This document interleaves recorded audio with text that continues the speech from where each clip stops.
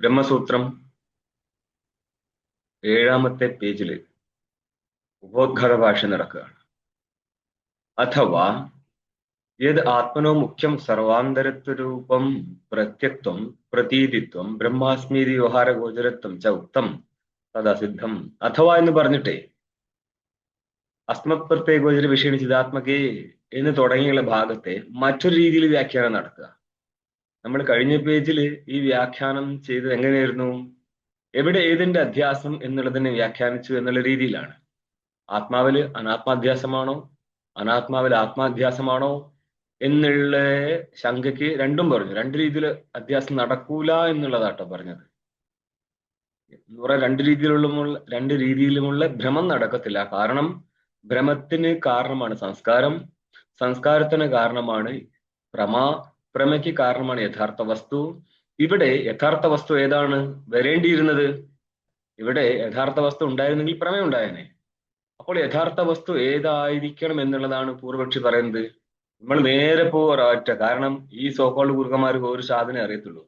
നിങ്ങൾ യോഗസൂത്രം ചോദിച്ചാൽ പറയും പരമാത്മ ജീവാത്മ ഐക്യം അല്ല. നിങ്ങൾ ആ ഒരു വിധത്തിനോടൊക്കെ ചോദിച്ചു കഴിഞ്ഞാലും പറയുന്നത് ഈ സാംഖ്യയോഗ സിദ്ധാന്തത്തിലും പരമാത്മ ജീവാത്മ ഐക്യം എന്നാണ് ഇവര് പറയത്തുള്ളൂ. ഈ സാധനം വെച്ചിട്ട് യോഗസൂത്രവും സാംഖ്യവും കേട്ടിട്ട് കാര്യമില്ല. അതേപോലെ ഇവിടെ എന്ത് ചോദിച്ചു കഴിഞ്ഞാലും ബ്രഹ്മം എന്ന് പറഞ്ഞാലും നടക്കത്തില്ല. അത് നിങ്ങൾക്ക് സൂത്രമായിട്ട് അന്വയിക്കാം. പക്ഷേ ഭാഷയായിട്ട് പോയാൽ അവിടെ പറഞ്ഞ കാര്യം എടുത്ത് പറയണം. അതിന് നമ്മൾ മുമ്പ് പറഞ്ഞതോ അല്ല ഇവിടെ പറഞ്ഞുകൊണ്ടിരിക്കുന്ന കാര്യത്തിൽ നിങ്ങളുടെ മനസ്സ് നന്നായിട്ട് വ്യാപരിച്ചേ പറ്റത്തുള്ളൂ.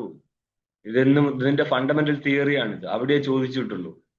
ജ്ഞാനത്താൽ നഷ്ടപ്പെടണമെങ്കിൽ വസ്തു കൽപ്പിതമായിരിക്കണം. വസ്തു വാസ്തവമാണെങ്കിൽ അവിടെ ജ്ഞാനം കൊണ്ട് നഷ്ടം നടക്കത്തില്ല.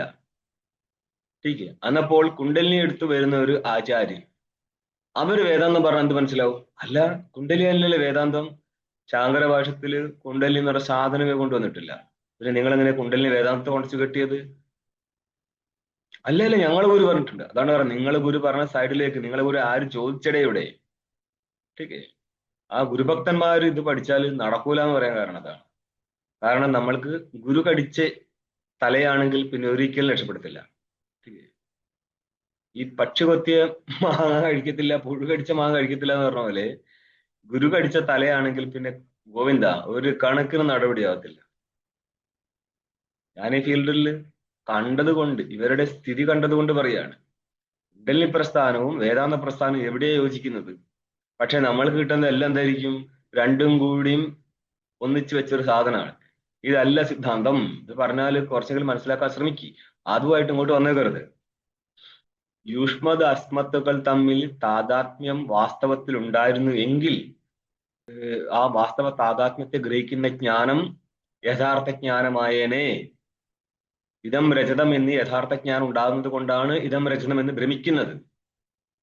ഇവിടെ ഇപ്പോൾ ഈ ജഗത്ത് ഭ്രമിക്കണമെങ്കിൽ ജഗത്തിന്റെ ജ്ഞാനം നടക്കുമ്പോൾ ചൈതന്യനും ജഡവും ചേർന്നിരിക്കുന്ന ജ്ഞാനമാണ്. ഇവിടെ യുഷ്മത് അസ്മത് വസ്തുക്കളുണ്ട്.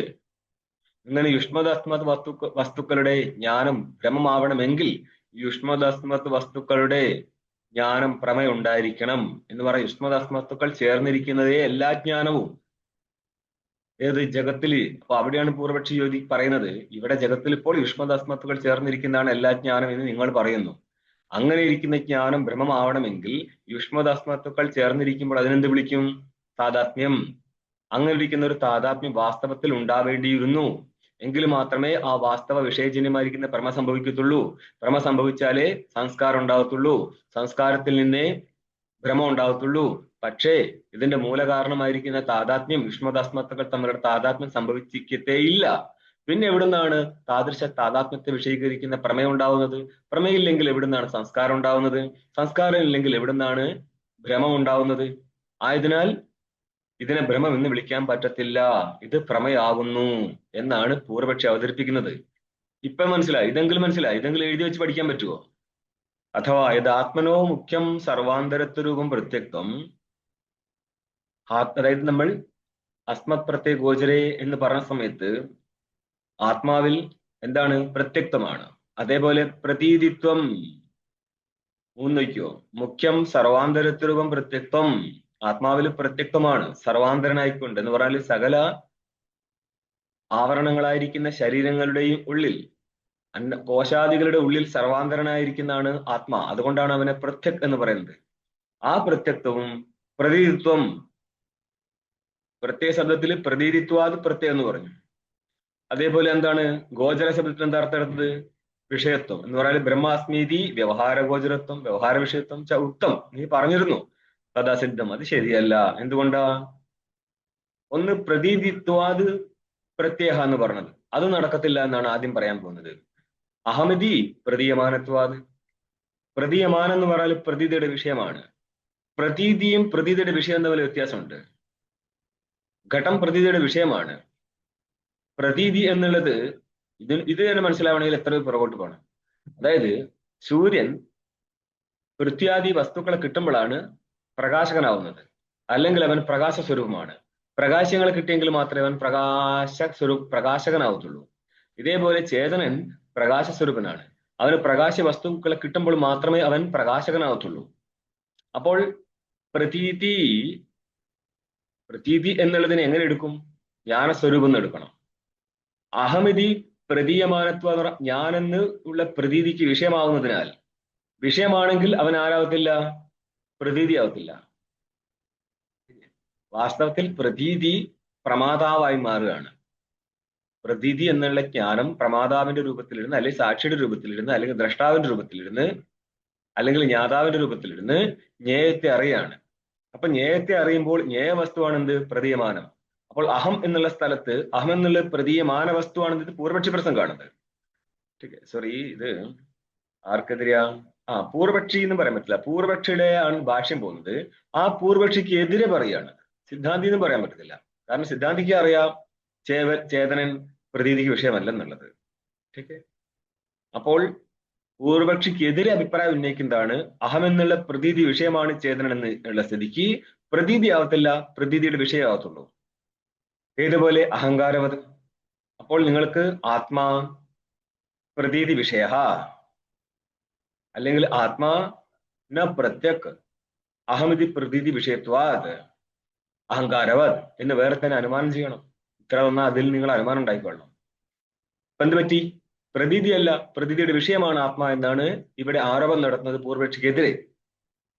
എന്നപ്പോൾ ഇതിന് ഉത്തരം കൊടുക്കുകയാണ് പൂർവക്ഷി. അസ്മത് പ്രത്യേകോചര വിഷയണി ചിതാത്മകെ, ഇത് 6ാമത്തെ പേജിലുള്ള ഭാഗമാണ്. ഇത്യതോ ശേഷം അസ്മത് പ്രത്യേകോചര വിഷയണി ചിതാത്മകെ, ഒരിക്കൽ കൂടി അതിനെ അന്വയിക്കുകയാണ്. അസ്മത് എന്നുള്ള അർത്ഥം അത് പ്രത്യയവുമാണ്, ഗോചരവുമാണ്. അത് വിഷയിയാണ്, വിഷയമല്ല. ജ്ഞാനം ആണത്, ജ്ഞാനത്തിന്റെ വിഷയമല്ല. ഇനി ഇത്തരം ഭാഗം ഒന്നുകൂടി ടീക്ക നോക്ക്. അസ്മശ്ച അസൗ പ്രത്യശ്ച അസൗ ഗോചരശ്ച. എന്തായി? അസ്മതുവാണവൻ, പ്രത്യയമാണവൻ, ഗോചരവുമാണ്. 3 ക്ലാസ് മുന്നേ പറഞ്ഞ കാര്യം തന്നെ ഇവിടെ പറഞ്ഞിട്ടുള്ളൂ. തസ്മിൻ സപ്തം എന്തെന്ന് ചെയ്യാൻ വേണ്ടിയിട്ട് ഗോചര എന്നുള്ള തസ്മിൻ എന്ന് അർത്ഥം ചെയ്ത് കഴിഞ്ഞാൽ അസ്മത് പ്രത്യയ ഗോചര എന്ന് അർത്ഥം കിട്ടും. ഇവിടെ അസ്മത് പ്രത്യയവും ഗോചരവും, അസ്മതും പ്രത്യയവും ഗോചരവും ഭിന്ന ഭിന്നങ്ങളല്ലേ എന്റെ മക്കളെ? ഇത് കർമ്മധാരയല്ല കാണിക്കുന്നത്. അസ്മശ്ച അസൗ, ഗോചരശ്ച അസൗ, പ്രത്യയശ്ച അസൗ, രാമശ്ച അസൗ, കൃഷ്ണശ്ച. എത്ര പേരുണ്ട് അവിടെ? അപ്പോൾ ഇവൻ അസ്മതുവാണ്, പ്രത്യയമാണ്, ഗോചരവുമാണ്. ആ വസ്തുവിൽ, ആ ചേതനയിൽ നിന്ന് അന്വേഷിച്ചുകൊള്ളുക. ഇനി ഈ പൂർവക്ഷിക്ക് വിരുദ്ധമായിട്ട് അനുമാനം ചെയ്തല്ലോ അഹമിതി പ്രതീതി വിഷയത്വം എന്നുള്ളത്, അതിനെ എടുത്തിട്ട് വിശദീകരിക്കുകയാണ്. പൂർവക്ഷയുടെ മുഖത്തു നിന്നാണ് ഇത് വരുന്നത്. നോക്ക്, അഹംവൃത്തി വ്യംഗ്യ സ്ഫുരണത്വം കോമേട്ടോ സ്ഫുരണ വിഷയത്വം വാ ഹേതു. അഹമിതി പ്രതീയമാനത്വം എന്നുള്ളതാണ് ഹേതു. ഏത് സിദ്ധിക്കാൻ വേണ്ടിയിട്ട്? ആത്മാവിലെ പ്രത്യക്തത്വത്തിനെ നിഷേധിക്കാനായിട്ടും വ്യവഹാര ഗോചരത്തെ നിഷേധിക്കാനായിട്ടുള്ള ഹേതുവായിരുന്നു അഹമിതി പ്രതീയമാനത്വം. ഈ പ്രതീയമാനത്വം എന്നുള്ള ഹേതുവിനെ രണ്ടാക്കിയെടുക്കാം. അഹംവൃത്തി വ്യംഗ്യസ്ഫുരണത്വം. അഹംവൃത്തി വ്യംഗ്യത്വേ സതി സ്ഫുരണത്വത്തെയാണ് നമ്മൾ അഹംവൃത്തി വ്യംഗ്യസ്ഫുരണത്വം ചെയ്യുന്നത്. ഇതൊക്കെ നിങ്ങൾ ഇനി മുന്നോട്ടുള്ള ക്ലാസ്സുകൾ ഇവിടെയല്ല കേട്ടോ, അന്യ ഹയർ ടെക്സ്റ്റുകളിലൂടെ പോകുന്ന നേരം ഈ ശൈലി നിങ്ങൾക്ക് വന്നു ചേരും. ഇത് രണ്ടാക്കണം. അഹംവൃത്തി വ്യംഗ്യമാണെങ്കിൽ എന്തിരിക്കും? അഹംവൃത്തി വ്യംഗ്യത്വം. അഹം എന്നുള്ള വൃത്തി, അഹം എന്നുള്ള വൃത്തി എന്താന്നുള്ളവരോട് ചോദിച്ചിട്ടില്ല, അവിടെ വിട്ടേക്ക്. അന്ധകരണ വൃത്തിയാണോ അവിദ്യാവൃത്തിയാണോ എന്ന് അവിടെ നിൽക്കട്ടെ. അഹംവൃത്തിയാൽ പ്രകാശിപ്പിക്കപ്പെടുകയാണെങ്കിൽ എന്ത് പറയും? അഹംവൃത്തി വ്യംഗ്യ. അത് സ്ഫുരണരൂപം കൂടിയാണെങ്കിൽ അഹംവൃത്തി വ്യംഗ്യത്വ സതി സ്ഫുരണത്വം ഇരിക്കും. ഒന്ന്. രണ്ടാമത്തത് സ്ഫുരണ വിഷയത്വം എന്ന് പറഞ്ഞാല് ചിത്തിന്റെ വിഷയത്വം എന്നർത്ഥം. ഇതിൽ പറയണം ആദ്യപക്ഷം എന്താണ്? അഹംവൃത്തി വ്യംഗ്യ സ്ഫുരണത്വം. അന്നേരം പറയണത് ദൃഷ്ടാന്തേ ഹേത്വശുദ്ധി. ദൃഷ്ടാന്തം എന്താണ്? അഹങ്കാരമാണ് ദൃഷ്ടാന്തം. അഹങ്കാരത്തിന് അർത്ഥം എന്താ? അന്ധക്കരണ വിശിഷ്ട ചേതനാണ്. അവിടെ ഹേതു ഇരിക്കത്തില്ല. അതായത് അഹങ്കാരം, ഇതുവരെ നമ്മൾ പറഞ്ഞത് അഹങ്കാരം ജഡമാണ്. രണ്ടംശം ഉണ്ടെങ്കിലും ജഡാംശത്തെ എടുത്തും കൊണ്ട് പറയണത് ജഡമാണ്. ഇനി കുറച്ച് ഞാൻ ചേതനാംശത്തെ എടുത്ത് സംസാരിക്കണം കേട്ടോ. അപ്പൊ അവിടെ അഹംവൃത്തി വ്യംഗ്യത്വം ഉണ്ടെങ്കിലും സ്ഫുരണത്വമില്ല. ഇനി ദ്വിതീയ പക്ഷം എന്താണ്? സ്ഫുരണ വിഷയത്വം. ദ്വിതീയതു പക്ഷേ തദാസിദ്ധി. പക്ഷത്തിൽ ഹേതു ഇല്ലെങ്കിൽ എന്ത് പറയും? സ്വരൂപാസിദ്ധി. തർക്കസംഗ്രഹത്തിൽ നോക്കിയാൽ മതി. ദോഷമാണത്. ठीक അപ്പോൾ പക്ഷത്തിൽ ഹേതു ഇരിക്കത്തില്ല. എന്തുകൊണ്ടാ? പക്ഷം ചേതനായ സ്ഥിതിക്ക് സ്ഫുരണ വിഷയത്വമില്ല. അവൻ സ്ഫുരണത്വം ഇരിക്കുന്ന വസ്തുവാണത്. സ്ഫുരണ വിഷയത്വം അവിടെ ഇരിക്കത്തില്ല. അതുകൊണ്ട് എന്ത് പറ്റി? തദസിദ്ധി ഹേത്വ അസിദ്ധി ഇതി ആത്മനോ മുഖ്യം പ്രത്യക്വാദി യുക്തമിതി ഭാവ. ആയതിനാൽ ആത്മാവിലെ പ്രത്യക്തം മുഖ്യം തന്നെയാണെന്ന് അർത്ഥം. എന്നാണോ? ഏത് ആത്മനോ വിഷയിത്വം തദസിദ്ധം. ആത്മാവിൽ നിങ്ങൾ എന്താ പറഞ്ഞത്? വിഷയിയാണെന്ന് പറഞ്ഞു. ഇതിനെ എതിർക്കുകയാണ്. ആത്മാവിന്റെ വിഷയത്വം ശരിയല്ല. എന്തുകൊണ്ടാ? അനുഭവാമീതി ശബ്ദവത്വാത് അഹങ്കാരവദിത്യ. അതായത് വിഷയത്വം രണ്ട് രീതിയിൽ പറയാം. ജ്ഞാന വിഷയത്വം അഥവാ ശബ്ദ വിഷയത്വം. നിങ്ങൾ മറ്റു സ്ഥലത്ത് കാണും ബ്രഹ്മത്തിന് ശബ്ദങ്ങൾക്കും ആ ബ്രഹ്മത്തെ വിശദീകരിക്കാൻ പറ്റത്തില്ല, ജ്ഞാനത്തിനും അതിനെ വിശദീകരിക്കാൻ പറ്റത്തില്ല എന്ന് കാണാം. ഇതിനെയാണ് നമ്മളെ സോക്കോട് കുഞ്ഞു ഗുരുക്കന്മാരെടുത്ത് കളിക്കാറ്. മക്കളെ ബ്രഹ്മ വിഷയത്തിലട്ടോ, അതിട്ട് പറഞ്ഞു കൊടുക്കാനും പറ്റത്തില്ല സാധനം എന്താണ്? നമ്മളെ മുന്നിൽ നമ്മൾ ഒരിക്കലും ചരിത്ര പശ്ചാത്തലം തിരയാറില്ല. ഈ ഇന്നത്തെ ഗുരുക്കന്മാര് ഇവര് ദ്വൈതികളാണോ അദ്വൈതികളാണോ എന്ന് ചോദിച്ചു കഴിഞ്ഞാൽ അവർക്ക് തന്നെ അറിയത്തില്ല ദ്വൈതം എന്താ അദ്വൈതം എന്താന്ന്. എന്നിട്ടല്ലേ ദ്വൈതികൾ എന്താ അദ്വൈതികൾ എന്നുള്ള ചോദ്യത്തിന് ഉത്തരം തരാൻ പറ്റത്തുള്ളൂ. കാരണം ഇവർ പറയുന്ന പല സാധനങ്ങളും മാധവ സിദ്ധാന്തത്തിൽപ്പെട്ടതാണ്, വേദാന്തത്തിൽപ്പെട്ടതല്ലത്. അതുകൊണ്ടാണ് ഞാൻ ഉറുമ്പ് പഞ്ചസാര പോലെ ബ്രഹ്മത്തെ ആസ്വദിച്ചുകൊണ്ടിരിക്കും, നിങ്ങളൊക്കെ പൊട്ടന്മാര് മരിച്ചു പോകുന്നു പറയുന്ന ഗുരുക്കന്മാരുണ്ടല്ലോ. ठीक ഇത് ആദ്യം ഇവിടുന്ന് വന്നാലേ ഇത് മാധവ സിദ്ധാന്തമാണ്. അതിനെയാണ് ടോക്ക് വിത്ത് ഡാഷില് ബംഗാളി ഭാഷയിൽ ഇറക്കിയത്. അതിനാണ് പിന്നെ മലയാളത്തിലേക്ക് ഗുരുണി കൈകാര്യം ചെയ്യുന്നത്. ഇതൊക്കെ മറ്റുള്ളവരുടെ കോപ്പി അടിക്കുന്നവർ ശ്രദ്ധിക്കേണ്ടിയിരുന്നു. ചേലകൾ ശ്രദ്ധിക്കേണ്ടതായിരുന്നു, ശിഷ്യന്മാർ ശ്രദ്ധിക്കേണ്ടത്. ശിഷ്യന്മാരാണല്ലോ ഇതിന്റെ പ്രൊപ്പഗണ്ടയിലെ മുഖ്യ ആൾക്കാർ. ഇത് ആരുടെ മതമാണെന്ന് പോലും അറിയാത്ത ശിഷ്യൻ അതെടുത്തിട്ട് ഗുരുവിന്റെ വാക്കായിട്ട് എഴുതിയിട്ട് പബ്ലിഷ് ചെയ്യുന്ന ആശ്രമക്കാര്. ശ്രദ്ധിക്കേണ്ടിയിരുന്ന കുട്ടികളെ, ഇത് നിങ്ങളുടെ മതം അല്ലായിരുന്നു എന്നുള്ളത്. അതുകൊണ്ട് തന്നെയാണ് ജ്ഞാനിയായിട്ട് വേഷം കെട്ടി എത്ര തുല്യാലും അജ്ഞാനി പിടിക്കപ്പെടുന്നു പറയുന്നത്. മനസ്സിലായോ? ശിഷ്യന്മാർക്ക് ജ്ഞാനിയായിരിക്കും, നമുക്ക് ജ്ഞാനികളല്ല ഇവരാരും. കാരണം ദ്വൈതം എന്താ അദ്വൈതം എന്താന്ന് അറിയാത്ത വർഗം ഇതിനെങ്ങനെ ജ്ഞാനിയായിട്ട് ചിത്രീകരിക്കും? നമുക്ക് ശാസ്ത്രം പഠിച്ചാൽ നമുക്ക് ഉണ്ടായിരിക്കുന്ന ഏറ്റവും വലിയ ഗുണം ഇതെന്താണ് എന്ന് പറഞ്ഞാൽ, ഈ നാടകക്കാര് സുഖമായിട്ട് മനസ്സിലാവും. ഇനി ആ ആശ്രമത്തിൽ ചെന്ന് കയറിക്കൊടുത്തവന്മാർക്ക് ഇനിയിപ്പോ ഇങ്ങോട്ട് പോകാൻ ജീവിതം അവിടെ തിളയ്ക്കാന്നല്ലാതെ ഒന്നും ചെയ്യാനില്ല. അതിനിടയ്ക്ക് 2 വർഷം പഠിക്കണേ പഠിച്ചെടുത്തു. ഏതാത്മനോ വിഷയിത്വം തത് അസിദ്ധം. ആത്മാവിലെ വിഷയിത്വം ശരിയല്ല. ആത്മാവിൽ വിഷയത്വം ഇരുന്നാല് വിഷയത്വം എവിടെ ഇരിക്കും? ആത്മാവിൽ വിഷയിത്വം ഇരുന്നാല് വിഷയത്വം എവിടെ ഇരിക്കും? വിഷയത്വം വിഷയത്തിലിരിക്കും. അതെനിക്കറിയാം. അത് എവിടെ ഇരിക്കും, ഏതാണെന്നാ ചോദിച്ചത്. അനുഭവാമീതി ശബ്ദവത്വാദ്. അതായത് അനുഭവാമീതി ശബ്ദ വിഷയത്വാദ് എന്നാണ് ശബ്ദവത്വാദ് എന്ന് പറഞ്ഞത്. അനുഭവാമി, അഹം അനുഭവാമി എന്നുള്ള ശബ്ദം പാടില്ലേ? ആ ശബ്ദത്തിന്റെ വിഷയമല്ലേ അഹമായിരിക്കുന്ന ചേതനൻ? അന്നപ്പോൾ ചേതനൻ ശബ്ദ വിഷയമായ സ്ഥിതിക്ക് വിഷയത്വം വന്നില്ലേ? വിഷയത്വം അല്ലല്ലോ. ഏതുപോലെ? അഹങ്കാരം പോലെ. അഹങ്കാരത്തിലും അനുഭവാമി എന്നുള്ള ശബ്ദ വിഷയത്വം വരുന്നുണ്ട്. ठीक അപ്പോൾ എങ്ങനെ അനുമാനം നടത്താം? ആത്മാ ന വിഷയി അനുഭവാമിതി ശബ്ദ വിഷയത്വാദ് അഹങ്കാരവാദ് എന്ന് വേറെ തന്നെ അനുമാനം നടത്തിക്കോ. അപ്പോൾ ഈ ദൃഷ്ടാന്തമായിരിക്കുന്ന അഹങ്കാരത്തില് അനുഭവാമി എന്നുള്ള ശബ്ദ വിഷയത്തുള്ളതിനാൽ എപ്രകാരം അത് വിഷയിയല്ലയോ, ഇതേപോലെ തന്നെ അഹമനുഭവാമി എന്നുള്ള ശബ്ദ വിഷയത്വം ആത്മാവിലുള്ളതിനാലും അത് വിഷയാവത്തില്ല, വിഷയമായി പോകും എന്നുള്ളതാണ് പൂർവപക്ഷി വിരുദ്ധമായിട്ട് ആക്ഷേപം നടത്തുന്നത്. അതിന് ഉത്തരം കൊടുക്കുകയാണെന്ത്? വിഷയിണി. ഇതെല്ലാം പോകുന്നത് ഭാഷ്യത്തിൽ ഇപ്പൊ ഓടുന്നതെല്ലാം പൂർവപക്ഷി പ്രസംഗമാണ്. ठीक അവൻ വിഷയിയാകുന്നു, ചേതനാകുന്നു, പ്രകാശകനാകുന്നു. അപ്പോൾ പ്രകാശ വസ്തു അല്ല എന്നർത്ഥം. ഇനി ഈ പൂർവപക്ഷിക്ക് വിരുദ്ധമായിട്ട് വന്നിരിക്കുന്ന അനുമാനത്തിലെ ദോഷം എടുത്ത് കാണിക്കുകയാണിത്. വാച്യത്വം ലക്ഷ്യത്വം വാ ഹേതു. ഹേതു എന്താ? അനുഭവാമിതി ശബ്ദവത്വം എന്നാണ്, എന്ന് പറഞ്ഞ ശബ്ദ വിഷയത്വം. ആ ശബ്ദ വിഷയത്വത്തെ നമുക്ക് രണ്ടാക്കാം. ശബ്ദ വാച്യത്വമാണോ ശബ്ദ ലക്ഷ്യത്വമാണോ ശബ്ദ വിഷയത്വം? എന്ന് പറയാൻ ശബ്ദവിഷയം ഏതായിരിക്കാം? വാച്യമാവാം അഥവാ ലക്ഷ്യമാവാം. പറയണു ന ആദ്യ പക്ഷേ തദസിദ്ധേഹി. പക്ഷെ എന്താണ്? ബ്രഹ്മ ചേതനൻ. അവിടെ വാച്യത്വം ഇരിക്കത്തില്ല, ശബ്ദവാച്യത്വം ഇല്ല. അതെ, ഇനി നോക്കിയോ എന്താണ്? ന അന്ത്യ. അന്ത്യപക്ഷം എന്താണ്? ലക്ഷ്യത്വം. പറയാണ് ദൃഷ്ടാന്തേ തത് വൈകല്യാത്. ദൃഷ്ടാന്തം എന്താ അവിടെ? അഹങ്കാരം. അഹങ്കാരത്തിൽ എന്തില്ല? അനുഭവാമിതി ശബ്ദ ലക്ഷ്യത്വം ഇല്ല. ഇനി ഇവിടെ ഇല്ലാത്തൊരു കാര്യം കൂടി ഞാൻ അവതരിപ്പിക്കുകയാണ്, കേട്ടോ. ശബ്ദവാച്യത്വം എവിടെ ഇരിക്കാം? അഹങ്കാരത്തിൽ ഇരിക്കാം. അതേപോലെ ശബ്ദ ലക്ഷ്യത്വം എവിടെ ഇരിക്കും? പക്ഷത്തിലിരിക്കും. ഇതിവിടെ പറഞ്ഞില്ലെന്ന് മാത്രമേ ഉള്ളൂ. അപ്പോൾ ഗുരുവിന്റെ അടുത്തേക്ക് ശിഷ്യൻ പോയിരിക്കുകയാണ്. എന്ത് ചോദിക്കും ഗുരുവിന്റെ അടുത്തേക്ക് പോയിട്ട്? സുഖം തന്നെയാണോ, അല്ലേ? കുട്ടടിയൊക്കെ ശരിയല്ലേ? നാട്ടുകാരെയൊക്കെ പറ്റി ജീവിക്കാൻ പറ്റുന്നില്ലേ? ഞാനും കുടിക്കോട്ടെ ഗുരു എന്നാണ് ചോദിക്കുക. സംഭവം കേമമായിട്ടുണ്ട്. പണ്ട് എന്നോട് ഒരുത്തനെ ഉത്തരകാശിൽ നിൽക്കുന്ന സമയത്ത് പയ്യൻസ് വന്ന് പറയാണ്, സ്വാമിജി എനിക്ക് അദ്വൈതം പഠിപ്പിച്ച എന്തിനാണെന്നോ, എന്റെ ഗുരു മണ്ഡലേശ്വരാണ്, എനിക്ക് മണ്ഡലേശ്വരമാണോ? കാരണം മണ്ഡലേശ്വരഷിപ്പിലേക്ക് വരണമെങ്കിൽ അറ്റ്ലീസ്റ്റ് പഠിക്കെങ്കിലും പണ്ട് കാലത്ത് പഠിപ്പിക്കുന്നേ. അതായത് അദ്വൈത സിദ്ധി എന്ന് പറയുന്നത് ബൃഹത് പ്രസ്ഥാനത്രയത്തിൽപ്പെട്ട ഗ്രന്ഥമാണല്ലോ. അപ്പൊ ബൃഹത് പ്രസ്ഥാനത്രയം പഠിപ്പിക്കാൻ പറ്റുന്ന ആചാര്യന്മാരെയെ മണ്ഡലേശ്വരായിട്ട് സ്വീകരിക്കാറുള്ളൂ. ഇന്ന് പിന്നെ പൈസയ്ക്കാണ്. സംസ്കൃതത്തിന്റെ രൂപം പോലും സിദ്ധിക്കാൻ അറിയാത്ത ആൾക്കാർ ഇപ്പൊ മണ്ഡലേശ്വരാവുന്നുണ്ട്. അത് പൈസ കൊടുത്താൽ മതി. അപ്പൊ നിങ്ങൾക്ക് ആർക്കും വേണമെങ്കിൽ ശരിയാക്കി സെറ്റാക്കി തരാം. മണ്ഡലേശ്വരാവാൻ വലിയ പണിയൊന്നുമില്ല. അത് പൈസയുടെ കളി മാത്രമാണ് ഇന്നത്തെ കാലത്തെ. അന്ന് അങ്ങനെയല്ലായിരുന്നു. അപ്പൊ അവനെന്താവണം? മണ്ഡലേശ്വരാവണം. എന്തുകൊണ്ടാ? അവൻ കാണുന്ന അവന്റെ ഗുരു മണ്ഡലേശ്വരായിട്ടാ. അപ്പൊ അവന്റെ മാത്രമല്ല പ്രശ്നമല്ലത്. ഒരുവിധം മക്കളൊക്കെ വന്നു കഴിഞ്ഞാൽ അച്ഛനാവാനുള്ള ശ്രമമാണ്. എന്ന് പറഞ്ഞാല് അവർക്ക് ഈ സ്ഥാനത്തോടാണ് പ്രശ്നം. എല്ലാവരും ഗുരുവിന് പഠിച്ചുകൊണ്ടിരിക്കുകയല്ലോ, ഗുരുവിന്റെ ആക്ടിങ് പഠിച്ചുകൊണ്ടിരിക്കുകയാണ്. നമ്മളെ പരിചയത്തിലുള്ള ഒരു ഗുരുവിനോട് ഏതോ ഒരു ഡയറക്ടർ പറഞ്ഞ്, സ്വാമിജി നിങ്ങൾ ശരിക്ക് ഞങ്ങളെ കൂട്ടത്തിലായിരുന്നു വേണ്ടത്. അതിന്റെ അർത്ഥം എന്ന് പറഞ്ഞാൽ നല്ലൊരു സ്വാമിജി ഞാൻ അതും പറഞ്ഞ് അട്ടഹസിച്ചിരിക്കുകയാണ്. സത്യത്തിൽ അവരെന്താ പറഞ്ഞത്? നിങ്ങൾക്ക് പറ്റിയ ഫീൽഡിലല്ല നിൽക്കുന്നത്, ഇത് ഞങ്ങൾക്ക് പറ്റിയ ഫീൽഡായിരുന്നു, ഇങ്ങോട്ട് വാന്നാ പറഞ്ഞത്. ചെങ്ങേരി വിചാരിച്ചിരിക്കുന്നത് എന്തോ വലിയ കാര്യം അവര് പറഞ്ഞതാണ്.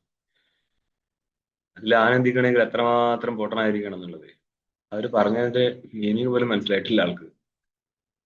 അപ്പൊ നോക്കിയോ, അതെ, ശിഷ്യൻ വന്ന് കയറിക്കൊടുത്തു. എന്തും ചോദിച്ചിട്ടായിരിക്കും? അതും അറിയത്തില്ലല്ലേ. അതീഹി ഭഗവോ ബ്രഹ്മവിദ്യാം, അല്ലെങ്കിൽ എന്ത് പറയാം? അടുത്ത സ്റ്റെപ്പാണ് വേറെന്തെങ്കിലും പറഞ്ഞാല് തം ഔപനിഷതം പുരുഷം പൃച്ഛാമി.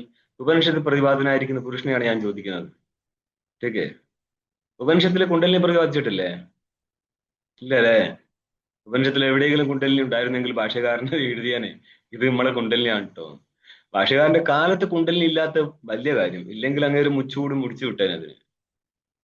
ആരും വിട്ടിട്ടില്ല. അതുകൊണ്ട് തന്നെ ഭാഷകാരന്റെ കാലം ഗണിക്കുന്ന സമയത്ത് വലിയ പ്രശ്നമുണ്ട്. കാരണം അന്ന് ഇസ്ലാം ഉണ്ടായി കുറച്ചു കാലം കൊണ്ട് തന്നെ കേരളത്തിൽ എത്തിയിട്ടുണ്ട്. 100 വർഷം കൊണ്ട് അത് ചൈന വരെ എത്തിയ സാധനമാണ്. അങ്ങനെയായിരുന്നെങ്കിൽ ടീക്കേ, ഭാഷകാരന്റെ കാലത്ത് ഉണ്ടായിരുന്നെങ്കിൽ ക്രിസ്ത്യാനിറ്റിക്കും ഇസ്ലാമിനും നല്ല നിലവാരത്തിൽ തല്ല് കിട്ടിയേനെ. അതായത് സിദ്ധാന്തത്തില് അങ്ങനെ കൈകാര്യം ചെയ്തിട്ടില്ല എന്നുള്ളത് കൊണ്ട് ഭാഷകാരന്റെ കാലം അതുക്കും മുന്നെയാണെന്ന് മനസ്സിലാക്കാം. അങ്ങനെ ആരും വിട്ടിട്ടില്ല. അങ്ങനെ അങ്ങോട്ട് പോയി കയറി ചെന്ന് പിടിച്ച് തല്ലിക്കൊണ്ടുവന്നിട്ടുണ്ട്, അല്ലേ? പാവം ഇരിക്കുന്ന മണ്ഡല മിശ്രനെ പോയിട്ട് കുത്തി നോവിച്ച ആളല്ലേ. അപ്പോൾ അങ്ങനെയൊന്നും പറയാൻ പാടില്ല, ഇതൊന്നും നടക്കത്തില്ല. ശാസ്ത്രീയ ചർച്ചയിൽ ഇതെല്ലാം വരുന്നുള്ളതാണ്. അപ്പോൾ ലക്ഷ്യത്തുള്ളത് കൊണ്ടാണ് ഗുരുവിന് പറഞ്ഞു കൊടുക്കാൻ പറ്റുന്നത് ഏതിനെ? ബ്രഹ്മത്തെ. അപ്പോൾ ശബ്ദ വിഷയത്വം ബ്രഹ്മത്തിൽ വന്നോ? വന്നില്ലേ എന്ന് വെച്ചാൽ വന്നില്ല എന്ന് പറഞ്ഞാല് വാച്യത്തില്ലാത്തതുകൊണ്ട്. വന്നോ എന്ന് വെച്ച് കഴിഞ്ഞാൽ വന്നു, ലക്ഷ്യത്തുള്ളത് കൊണ്ട്. മനസ്സിലായോ? ശബ്ദം കൊണ്ട് പറയാൻ പറ്റുമോ? പറ്റും. ശിഷ്യന് അറിയാൻ പറ്റുമോ? ശിഷ്യനെ അറിയത്തില്ലേ പിന്നെ ശിഷ്യനെ ഇവിടുന്ന ജ്ഞാനിയാവുന്നത്? ഗുരു അങ്ങനെ ജ്ഞാനിയായി ഗുരു എന്ന് ചോദിച്ചു കഴിഞ്ഞാൽ പറയാൻ പറ്റുമോ? മോനെ ഇതിനെ അറിയാൻ പറ്റുമോ ഇല്ലട്ടോ എന്ന് പറയാൻ പറ്റുമോ? മനസ്സിലായോ? അപ്പോൾ വൃത്തിവ്യാപ്തി മാനിച്ചുകൊണ്ട് അറിയാൻ പറ്റും, ഫലവ്യാപ്തി മാനിച്ചുകൊണ്ട് അറിയാൻ പറ്റത്തില്ല. ഇനി അടുത്തത് ദേഹം ജാനാമീതി ദേഹ അഹങ്കാരയോർ വിഷയവിഷയത്വേപി മനുഷ്യോഹം ഇത്തി അഭേദ അധ്യാസവത് ആത്മാഹങ്കാരയോരപ്പി അഭേദാധ്യാസ സ്യാത്. ഇത് പൂർവക്ഷി വിരുദ്ധമായിട്ട് പറയാണ്. ദേഹം ജാനാമി എന്ന് പറയുമ്പോൾ അറിയുന്നവൻ പ്രമാതാവായിരിക്കുന്ന അഹങ്കാരവും ദേഹം വിഷയമായിട്ട് മാറുന്നുണ്ട്. ഇവിടെ ദേഹ അഹങ്കാരയോർ വിഷയ വിഷയത്വതി, ദേഹം വിഷയവും അഹങ്കാരം വിഷയമായിട്ട് ഗ്രഹിക്കുന്നവനായിട്ട് മാറുന്നെങ്കിൽ പോലും ഇവിടെ ശരിക്ക് ഗ്രഹിക്കുന്നവനില് വിഷയത്വം പറയുന്നത്, വിഷയി ശരിക്കും ജ്ഞാനമാണ്. ജ്ഞാനം ഇവിടെ അഹങ്കാര രൂപത്തിലാണ് വിഷയമായിട്ടിരിക്കുന്നത്. കുറച്ച് വ്യത്യാസമൊക്കെ ഉണ്ട് രൂപത്തിൽ. ഇനിയും പുറകോട്ട് പോകണത് പഠിക്കാൻ വരാം. ഇവിടുത്തെ പങ്ക്തി ആദ്യം ഫിനിഷ് ചെയ്യട്ടെ. അഹങ്കാരിയോർ വിഷയ വിഷയത്വതി, അവിടെ വിഷയഭാവം ഇരിക്കുന്നെങ്കിൽ പോലും മനുഷ്യോഹം ഇത്തി അഭേദാധ്യാസവത്, മനുഷ്യത്വം ശരിക്കും ശരീരത്തിലും അഹം ചേതനമാണ്. പക്ഷെ അവിടെ അഭേദ അധ്യാസം നടക്കാറുണ്ട്. വിഷയഭാവത്തിലല്ല ഇവിടെയുള്ളത്. ഇതേപോലെ എന്തുപറ്റി? ആത്മാ അഹങ്കാരയോരവി അധ്യാസസ്യ, ആത്മാവും അഹങ്കാരവും തമ്മിൽ അധ്യാസം നടക്കട്ടെ. പരസ്പര താതാത്മ്യം നടക്കട്ടെ അവര് തമ്മിലുള്ളത്. അത് പറയാണ് അതും നടക്കൂല എന്ന പൂർവപക്ഷി പറയുന്നത്. എന്താണ്ടാ? ചിതാത്മകേ. ടീക്കേ, ഇത് ജ്ഞാനാധ്യാസത്തെ എടുത്തോളൂ കേട്ടോ. സെക്ഷൻ പോകുന്നത് ജ്ഞാനാധ്യാസത്തിൻ്റെതാണ്. അർത്ഥാധ്യാസം മുന്നേ കഴിഞ്ഞു. അർത്ഥാധ്യാസം നടക്കത്തില്ല, അതുകൊണ്ട് തന്നെ ജ്ഞാനാധ്യാസവും നടക്കത്തില്ല എന്നാ വേണ്ടത്. ഇതിനെയാണ് ചിതാത്മകനാണ് ഒന്ന്. മറ്റൊന്ന് എന്ന് പറഞ്ഞാൽ ഒരു ചേതനനും ഒരു ജഡവുമാണ്. അവിടെ നിങ്ങൾ ഈ പറഞ്ഞ രീതിയിൽ താതാത്മ്യം നടക്കത്തില്ല. ഇതിനെ ടീക്ക് ഒന്നുകൂടി വിശദീകരിക്കുകയാണ്. തയോർ ജാഡ്യ അല്പത്വാഭ്യാം സാദൃശ്യാത് അധ്യാസേപി, അതായത് അധ്യാസം നടക്കണമെങ്കിൽ കാരണം വേണം. അപ്പോൾ അതിലൊന്നാണ് സാദൃശ്യം എന്നുള്ളത്. സാദൃശ്യം ഇല്ലാത്ത സ്ഥലത്ത് അധ്യാസം നടക്കാറുണ്ട്. ठीक है, അതൊക്കെ പിന്നെ പറയാം. ഇത് സാദൃശ്യം കൊണ്ടുള്ള അധ്യാസ സ്ഥലമാണിത്. ധർമ്മികൾ തമ്മിൽ അധ്യാസം നടക്കണമെങ്കിൽ അവിടെ സാദൃശ്യം ഉണ്ടായിരിക്കണം. ठीक है, നിരുപാധിക അധ്യാസ സ്ഥലത്ത് സാദൃശ്യം വേണം. സ്വാഭാവിക അധ്യാസ സ്ഥലത്ത് സാദൃശ്യത്തിന് ഐശ്വര്യം. തയോർ ജാഡ്യ അല്പത്വാഭ്യാം, ഇപ്പൊ ജാഡ്യത്വം അല്പത്വം എന്ന് കൂട്ടിച്ചേർത്തോളുക. ത്വം ഇങ്ങോട്ട് വെക്കണം. അതായത് ദേഹത്തിലും ജാഡ്യത്വമുണ്ട്, അല്പത്വമുണ്ട്. അഹങ്കാരത്തിലും ജാഡ്യത്വം അല്പത്വം.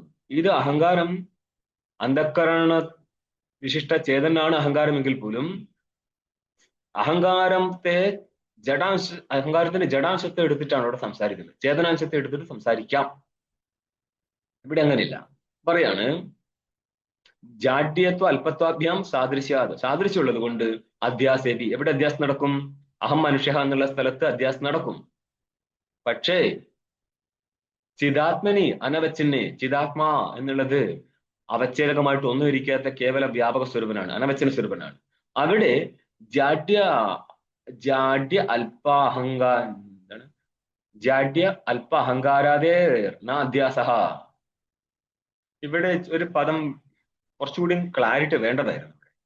എന്ന് പറയാൻ ജാഡ്യ അല്പാദി സാദൃശ്യ അഭാവാത് ന അഹങ്കാരാദേർ അധ്യാസഹ എന്നാണ് ഇതിന്റെ വാക്യം മൊത്തം വേണ്ടത്. എന്താണ് പറഞ്ഞാല്, ഈ ആദ്യം കാണിച്ച സ്ഥലത്ത് സാദൃശ്യം ഉള്ളത് കൊണ്ട് അധ്യാസം നടക്കുന്നു. ഇവിടെ ജഡവും ചേതനവും തമ്മിൽ ജാഡ്യത്വേന അല്പത്വേന സാദൃശ്യ അഭാവാത്, ജാഡ്യരൂപമോ അല്പരൂപമോ ആയിരിക്കുന്ന സാദൃശ്യം ചേതനയിൽ ഇല്ലാത്തത് കൊണ്ട് തന്നെ ചേതനനും അഹങ്കാരവും തമ്മിലുള്ള ഒരു താതാത്മ്യ അധ്യാസം നടക്കത്തില്ല എന്നാണ് ഇവിടെ ഉദ്ദേശിച്ചത്. ജാഡ്യ അല്പാഹങ്കാരാദേർ ന അധ്യാസഹ. ഇതിപ്പോൾ നേരിട്ട് അർത്ഥം ചെയ്ത് കഴിഞ്ഞാല് ജഡത്തിലിരിക്കുന്ന ജാഡ്യത്തിന്റെയോ അല്പത്വത്തിന്റെയോ അധ്യാസം ചേതനിൽ നടക്കത്തില്ല. ठीक है, ഇങ്ങനെയാണ് പോവുക. പക്ഷെ അങ്ങനെയല്ല വേണ്ടത്. ജാഡ്യ അല്പാദി സാദൃശ്യമില്ലാത്തത് കൊണ്ട് ചേതനനും അഹങ്കാരവും ചേർന്നിട്ട് ഒരു അധ്യാസം നടക്കത്തില്ല. അഹങ്കാരത്തിൽ ജാഡ്യം അല്പത്വം ഉണ്ടെങ്കിൽ പോലും ചേതനിൽ ജാഡ്യത്വം അല്പത്വം ഇല്ലാത്തതിനാൽ പരസ്പര അധ്യാസം നടക്കത്തില്ല. ഇതാണ് പങ്ക്തിയുടെ അർത്ഥം. അഹമിതി ഭാസ്യത്വാദ് ആത്മവത്, അടുത്ത പ്രസംഗം വരികയാണിത്. അഹമിതി ഭാസ്യത്വാദ് ആത്മവത് അഹങ്കാരസ്യാപി പ്രത്യക്വാധികം മുഖ്യമേവ തതഃ പൂർവോക്ത പരത്വാദി അസിദ്ധിരിതി. ഇവിടെ പൂർവപക്ഷിക്ക് വിരുദ്ധമായിട്ടുള്ള ഒരു അഭിപ്രായം വരികയാണ്. അഹമിതി ഭാസ്യത്വാദ്, ശരിക്കും ചോദ്യമേ ശരിയല്ല. ഭാനവും ഭാസ്യവും രണ്ട് കാര്യങ്ങളാണ്. ഭാനം എന്ന് പറഞ്ഞാൽ പ്രകാശമാണ്, ഭാസ്യം എന്ന് പറഞ്ഞാൽ പ്രകാശത്തിന്റെ വിഷയമാണ്, പ്രകാശ്യമാണ്. ഇങ്ങനെയുള്ള കാര്യങ്ങളൊന്നും ശ്രദ്ധിച്ചില്ലെങ്കിൽ അന്വയിക്കാൻ ബുദ്ധിമുട്ടാവും. ചോദ്യമേ തെറ്റാണ് സാധനം. ഇപ്പൊ അതിലേക്ക് കയറി വരും. ഇപ്പോ അഹമ്മദി ഭാസ്യത്വം അത് ഇത് ഹേതുവാണ്. പഞ്ചമെന്തം കിട്ടിക്കഴിഞ്ഞാൽ അതിനെ ഹേതുവായിട്ട് എടുത്തോളുക. ആത്മവത് എന്നുള്ള ദൃഷ്ടാന്തമായി. അഹങ്കാരസ്യാപി ഇത് പക്ഷമായി, അഹങ്കാരം പക്ഷമായി. പ്രത്യക്വാദികം മുഖ്യമേവ. അപ്പോൾ അഹങ്കാര മുഖ്യ പ്രത്യക്, അഹങ്കാരം എന്നുള്ളത് മുഖ്യ പ്രത്യകാവുന്നു. എന്തുകൊണ്ടാ? അഹമിതി ഭാസ്യത്വാത്, ഏതുപോലെ ആത്മവത് എന്നാണ് നിങ്ങൾക്ക് അനുമാനവാക്യം ഉണ്ടാക്കേണ്ടത്. ഇവർ പറഞ്ഞു പോകുന്നവർ എങ്ങനെയൊക്കെ, അതിൽ നിന്ന് നിങ്ങൾക്കിനി അനുമാനവാക്യത്തെ ഉണ്ടാക്കിയെടുക്കണം. ഈ അനുമാനവാക്യത്തെ ഉണ്ടാക്കുന്നതേ കുറെ കാലം ന്യായം പഠിപ്പിച്ചുള്ള പരിചയം കൊണ്ട് മാത്രമേ നടക്കത്തുള്ളൂ. അത് പിന്നെ വന്ന് കയറിക്കൊള്ളുന്നത്. അത് ഏത് ഫീൽഡിലും അങ്ങനെ തന്നെയല്ലേ, പരിചയമാണ് ആവശ്യം. അപ്പോൾ എന്തർത്ഥം ചെയ്തു? അഹമെന്ന് ഭാസ്യത്തുള്ളത് കൊണ്ട് അഹങ്കാരവും എന്താണ്? മുഖ്യമായിരിക്കുന്ന പ്രത്യേകാണ്. ഏതുപോലെ? ചേതനെ പോലെ. ठीक है, അഹം എന്നുള്ളത് എന്താണ്? മുഖ്യചേതന. മുഖ്യചേതനിലും മുഖ്യ പ്രത്യക്തം ഉള്ളതുപോലെ അഹങ്കാരത്തിലും മുഖ്യ പ്രത്യക്തം ഉണ്ട്. കാരണം എന്താ? അഹമിതി ഭാസ്യത്വം ഇരിക്കുന്നതിനാൽ. തതഹ അതുകൊണ്ട് പൂർവോക്ത പരാത്വാദി അസിദ്ധി, അഹങ്കാരത്തിൽ നീ പണ്ട് പറഞ്ഞത് പരാത്വം ജഡത്വം ഒക്കെ ഇരിക്കുന്നുണ്ടെന്ന്, അത് ശരിയല്ല എന്നാ പറയുന്നത്. പിന്നെന്താ വേണ്ടത്? പ്രത്യക്തമാണ് വേണ്ടത് എന്ന് പൂർവപക്ഷി വിരുദ്ധമായിട്ട് ആശങ്ക നടത്തുമ്പോൾ ഇത്യാശങ്ക്യ, ഇതിന് ഉത്തരം പറയാണ് 7ാമത്തെ പേജിൽ ഭാഷ്യം. യുഷ്മത് പ്രത്യേകോചരസ്യ വിഷയസ്യത ധർമാണാഞ്ച അധ്യാസഹ. ഇത് ഭ്രമം എന്നുള്ള അർത്ഥത്തിലാണ്. യുഷ്മത് എന്നുള്ളത് എന്താണ്? പ്രത്യയമാണ്, അതേപോലെ ഗോചരവുമാണ്. അപ്പൊ യുഷ്മതായിരിക്കുന്ന വസ്തു അത് പ്രത്യയമാണ്, അത് ഗോചരമാണ്, അത് വിഷയമാണ്. അതുകൊണ്ട് ഈ വിഷയമായിരിക്കുന്ന യുഷ്മതിന്റെ അധ്യാസം എന്ന് പറഞ്ഞാൽ ഭ്രമം എവിടെ നടക്കത്തില്ല? ചൈതന്യത്തിൽ നടക്കത്തില്ല. അതേപോലെ അവയുടെ ധർമ്മങ്ങളുടെ ഭ്രമവും ചൈതന്യത്തിൽ നടക്കത്തില്ല. ഇങ്ങനെയാണ് ഭാഷ്യവ്യാഖ്യാനം. ഇനി ഇത്തരം ഈ അനുമാനത്തിനെ ഖണ്ഡിക്കുകയാണ് ടീക്കയിൽ തന്നെ. ടീക്കയിലെ അനുമാനം ടീക്കയിൽ തന്നെ ഖണ്ഡിക്കുകയാണ്. ഇനി ടീക്ക നോക്ക്. അഹം വൃത്തി ഭാസ്യത്വം അഹങ്കാരേ നാസ്തി കർത്തൃ കർമ്മത്വ വിരോധാത്. നോക്കണം, ഇവിടെ വളരെ ശ്രദ്ധിച്ചോളണം. അഹം വൃത്തി ഭാസ്യത്വം ശരിക്ക് അഹങ്കാരത്തിൽ ഇല്ലേ? അഹം വൃത്തി ആരുടെ വൃത്തിയാ? സാക്ഷിയുടെ വൃത്തിയാ. ആ സാക്ഷിയുടെ വൃത്തിയാൽ സാക്ഷി ഭാസിക്കുകയല്ല, അന്ധകരണമാണ് ഭാസിക്കുന്നത്. അതായത് ഇന്നലെ ഞാൻ പറഞ്ഞിട്ടുണ്ട്, ഘടം അഹം ജാനാമി എന്നുള്ള സ്ഥലത്ത് ഇനിയും പറയാം. ഘടം അഹം ജാനാമി, ഇത് ഘടം, ഇത് ഘടത്തിന്റെ ജ്ഞാനം, ഇത് ഘടജ്ഞാനമുള്ള പ്രമാദ അഹങ്കാരം. അപ്പോൾ ഈ പ്രമാതാവായിരിക്കുന്ന അഹങ്കാരം വിഷയത്തെ ഗ്രഹിക്കുക മാത്രമാണ്. വിഷയത്തെ ഗ്രഹിക്കുന്ന ജ്ഞാനമേ ഉള്ളൂ. അവിടെ പ്രകാശിക്കുന്ന വിഷയമാണ്, അല്ലാതെ വിഷയായിരിക്കുന്ന ജ്ഞാതാവല്ല. ഈ പ്രമാതാവായിരിക്കുന്ന ജ്ഞാതാവായിരിക്കുന്ന അഹങ്കാരം പ്രകാശിക്കണമെങ്കിൽ അഹങ്കാരത്തെ പ്രകാശിപ്പിക്കുന്ന ഒരു വൃത്തി കൂടി വേണം. ആ വൃത്തിയാൽ അഹങ്കാരം പ്രകാശിക്കത്തുള്ളൂ. അവിടെയാണ് അഹം എന്ന് ആഖ്യാനം ചെയ്യാൻ പറ്റത്തുള്ളൂ. ജ്ഞാനത്തിനനുസരിച്ചാണ് ആഖ്യാന ശബ്ദപ്രയോഗം വരുന്നത്. അപ്പോൾ ശബ്ദത്തിൽ ഞാൻ എന്നുണ്ടെങ്കിൽ അവിടെ ഞാൻ വിഷയമായിട്ടുണ്ട്, വിഷയല്ല. അപ്പോൾ ഘടജ്ഞാന സ്ഥലത്ത് അറിയുന്നവൻ വിഷയമായിട്ടില്ല. അറിയുന്നവനും വിഷയമാവുന്നത് സാക്ഷിജ്ഞാനം വരുമ്പോഴാണ്. അതാണ് ഘടം അഹം ജാനാമി എന്ന അടുത്ത വൃത്തി വരുന്നത്. അല്ലെങ്കിൽ ഘടം ജാനാമി എന്നേ വൃത്തിയുള്ളൂ. സോറി, ഘടം ജാനാമിയിൽ അഹം ഉണ്ട്, അയം ഘടഹ എന്നേ വൃത്തിയുള്ളൂ. ജാനാമി എന്നുള്ള സ്ഥലത്ത് അണ്ടർസ്റ്റുഡ് ആണ് അഹം എന്നുള്ളത്. ഓക്കെ, അപ്പോൾ ഇത് ഘടമാവുന്നു എന്ന വൃത്തി മാത്രമാണ് ആർക്കുള്ളത്? പ്രമാദാവിനുള്ളത്. ഘടത്തെ ഞാൻ അറിയുന്നു എന്നുള്ള വൃത്തി തനിക്ക് തന്നെ വരത്തില്ല. താൻ പ്രകാശിച്ചിട്ടുണ്ടെങ്കിൽ മറ്റാർക്കുമാണ് താൻ പ്രകാശിച്ചത്. അപ്പൊ അവിടെ ഒരു സാക്ഷിയുടെ അവിദ്യാവൃത്തി കയറുകയുണ്ട്. സാക്ഷിയുടെ വൃത്തി അല്ല അന്ധകരണ വൃത്തി, ഘടാകാര അന്ധകരണ വൃത്തി. കാരണം അതുണ്ടായിരിക്കുന്നത് അഹങ്കാര വിശിഷ്ടനായിരിക്കുന്ന അത് പ്രമാതാവിനായിരുന്നു. അഹങ്കാരമായിരിക്കുന്ന പ്രമാതാവിനാണ്. അഹങ്കാരം എന്ന് പറഞ്ഞു പ്രമേയുള്ള സ്ഥലത്ത് പ്രമാതാവിന്റെ രൂപത്തിൽ വരുന്നു എന്ന് മാത്രം. ഓക്കെ, അപ്പോൾ താദൃശ പ്രമാതാവിന്റെ വൃത്തിയെയും പ്രമാതാവിനെയും പ്രകാശിച്ചുകൊണ്ടിരിക്കുന്ന വൃത്തിയാണ് സാക്ഷിയുടെ വൃത്തി. അവിടെ അഹങ്കാരവും വിഷയമാവുന്നില്ലേ? പിന്നെ നിങ്ങൾ എന്തുകൊണ്ടാണ് ഇങ്ങനത്തെ ഒരു പങ്ക്തി അന്വേഷിച്ച് കളഞ്ഞത്? അഹംവൃത്തി ഭാസ്യത്വം അഹങ്കാരേ നാസ്തി. അഹംവൃത്തി ഭാസ്യത്വം അഹങ്കാരത്തിലില്ല. ഇത് പറയുന്നത് ശരിയാണോ? എന്ന് നോക്കി മുന്നോട്ട് പോകുന്നേ. ഇത് 2 ലൈനും കൂടിയും കിട്ടിയാൽ നിങ്ങൾക്ക് അർത്ഥം മനസ്സിലാകത്തുള്ളൂ. കർത്തൃകർമ്മ വിരോധാത്, അതായത് ഒരു ക്രിയയുടെ കർത്താവ് തന്നെ കർമ്മമാവത്തില്ല. അപ്പോൾ ഇവിടെ കർത്തൃകർമ്മ വിരോധ എന്ന് പറഞ്ഞിട്ടുണ്ടെങ്കിൽ കർത്താവിൽ കർമ്മം കൂടി വരാത്തത് കൊണ്ടാണ് ഇവിടെ എന്ത് നിഷേധിച്ചത്? അഹംവൃത്തി ഭാഷ്യത്വം നിഷേധിച്ചു കളഞ്ഞത്. അന്നപ്പോൾ എന്ത് സമ്മതിച്ചു കൊടുത്തിട്ടുണ്ട്? കർത്തൃത്വം സമ്മതിച്ചു കൊടുത്തിട്ടുണ്ട്. കർത്താവാണ് വിഷയി അല്ലേ? അപ്പം വിഷയത്വം മാനിച്ചിട്ടുണ്ടെങ്കിലാണ് അവിടെ വിഷയത്വം കൂടി വരാത്തത് കൊണ്ട് കർത്തൃകർമ്മ വിരോധം എന്ന് പറഞ്ഞത്. അപ്പോൾ വിഷയിത്വം എന്ന് പറയുന്ന കർത്തൃത്വം വന്നിട്ടുണ്ടെങ്കിൽ ഈ അഹങ്കാരം ആരായിരിക്കും? ജഡമായിരിക്കോ ചേതനായിരിക്കോ? അറ്റ്ലീസ്റ്റ് അതെങ്കിലും പറ. ചേതനായി. ഇത് ഉത്തരം ഒന്നിനെ നിഷേധിച്ചു കഴിഞ്ഞ ബാക്കി സമ്മതമല്ലേ ചേതൻ എന്നുള്ളത്. അതിനുശേഷം പറയേണ്ട ആവശ്യമില്ല. പറയാൻ പറ്റുന്നത് നേരത്തെ തന്നെ പറയാം. എല്ലാം മിണ്ടാതിരുന്നോട്. അഹംവൃത്തി ഇവിടെ കർത്തൃകർമ്മ വിരോധം കാണിച്ചിട്ടുണ്ടെങ്കിൽ ഒരിടത്ത് തന്നെ കർത്തൃത്വവും കർമ്മത്വവും വരില്ലെന്നാണ്. അന്നപ്പോൾ അഹംവൃത്തി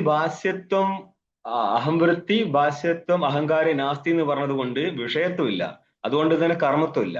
പിന്നെ എന്തിരിക്കുന്നുണ്ട്? കർത്തൃത്വം ഇരിക്കുന്നുണ്ട്. കർത്തൃത്വം നിങ്ങൾ മാനിച്ചിട്ടുണ്ടെങ്കിൽ അവൻ ചേതനാണ്. അപ്പോൾ അഹങ്കാരത്തെ ചേതനായിട്ട് ഗണിച്ചും കൊണ്ടാണ് ഈ പങ്ക്തി വന്നത്. അഹങ്കാരത്തെ ചേതനായിട്ട് ഗണിക്കണമെങ്കിൽ അന്ധകരണ ഉപഹിത ചൈതന്യത്തെ എടുത്തിട്ടാണ് ഇവിടെ പങ്ക്തി വന്നത്. അപ്പൊ അഹങ്കാരത്തിൽ രണ്ടാംശമുണ്ട്, ഒരു ചേതനാംശമുണ്ട്, ഒരു ജഡാംശമുണ്ട്. അന്ധകരണാംശവും അന്ധകരണത്തെ പ്രതിഫലിച്ച ചൈതന്യം കൂടി ചേർന്നിട്ടാണ് അഹങ്കാരം എന്ന് പറയപ്പെടുന്ന വസ്തു.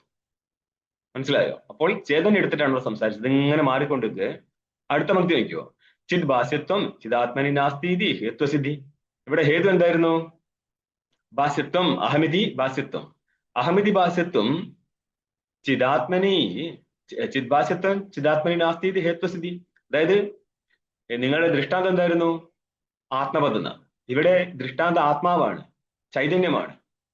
അവിടെ ചിതാത്മനി ദൃഷ്ടാന്തേ എന്ന് മനസ്സിലാക്കിക്കൊള്ളുക. ചിദ്ഭാസ്യത്വം ഇരിക്കുകയോ? ഇരിക്കത്തില്ല. അതായത് അഹം എന്നുള്ള ഭാസ്യത്വം ചിദ്ഭാസ്യത്വമാണോ അല്ല വൃത്തിഭാസ്യത്വമാണോ എന്ന് രണ്ടാക്കിയിട്ടുണ്ട്. ഓക്കെ.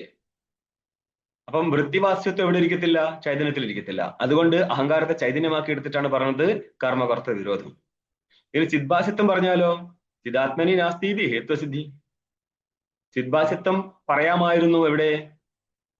അഹങ്കാരത്തിൽ. എപ്പോൾ? അഹങ്കാരത്തെ ജഡമാക്കി എടുത്തു കഴിഞ്ഞാൽ. അതവിടെ ശരിയാണ്. പക്ഷെ ഇതിനെ പക്ഷത്തിലേക്ക് കൊണ്ടുപോയി കഴിഞ്ഞാല് ചിദ്ഭാസ്യത്വം ചിദാത്മാവിൽ വരത്തില്ല. അതിന്റെ അർത്ഥം എന്താ? അഹങ്കാരത്തിൽ വേണേ വരാമായിരുന്നു, അഹങ്കാരത്തെ ജഡമാക്കി എടുത്താല്. അവനെ ചേതനാക്കി എടുത്തുകൊണ്ട് അവൻ കർത്താവിന്റെ ഭാവത്തിൽ ഇരിക്കുന്നത് കൊണ്ടാണ് അവൻ കർമ്മഭാവത്തിലേക്ക് വരാതിരുന്നത്. അതുകൊണ്ടാണ് കർമ്മകർത്ത വിരോധം പറഞ്ഞത്. ഒന്ന് കഴിഞ്ഞു. ഇനി പക്ഷത്തെ എടുത്തു ദൃഷ്ടാന്തം എടുത്തു കഴിഞ്ഞാല് ദൃഷ്ടാന്തത്തിൽ എന്തില്ല? ചിദ്ഭാസ്യത്വം ഇരിക്കത്തില്ല. ആത്മാവിൽ ചിദ്ഭാസ്യത്വം ഇല്ല, ചിത്താണവൻ. ഇത് നാസ്തി ഹേത്വസിദ്ധി. അതോ ബുദ്ധ്യാദേഹ പ്രതിഭാസത പ്രത്യക്തേവി പരത്വാധികം മുഖ്യമേവേദി ഭാവ. ബുദ്ധ്യാദികൾ ഇവിടെയാണ് ബൗദ്ധനും പ്രശ്നമായി പോകുന്നത്. അതായത് ബാക്കിയെല്ലാം ഖണ്ഡനം നടത്തി ബൗദ്ധൻ ബുദ്ധിയിൽ എത്തിക്കഴിഞ്ഞാല് ബുദ്ധി ആത്മാ എന്ന് മാനിക്കുന്ന വിജ്ഞാനവാദിയെ സംബന്ധിച്ച് നമ്മളെ ബുദ്ധന്റെ ഏകദേശം മാത്രമേ ലോകത്ത് കേൾക്കുന്നുള്ളൂ. ബൗദ്ധരിൽ തന്നെ 4 മതമുണ്ട്. മുഖ്യോ മാധ്യമികോ വിവർത്തമഖിലം ശൂന്യസ്യ മേനേ ജഗത് യോഗാചാരമതേതു സന്ധി മതയസ്താസാം വിവർത്തോ കിലഹ അർത്ഥോസ്തി ക്ഷണികസ്ത്വസാവനിതോ ബുദ്ധിയതി സൗത്രാന്തികസ് പ്രത്യക്ഷം ക്ഷണഭംഗുരം ച സകലം വൈഭാഷികോ ഭാഷതേ.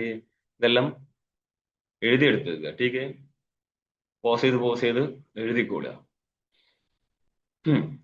അന്നപ്പോൾ വിജ്ഞാനവാദിയായിരിക്കുന്ന യോഗാചാരൻ മാനിക്കുന്നത് ബുദ്ധിയാണ് സകലം, ബുദ്ധിയുടെ വിവർത്തമാണ് സകല ജഗത്.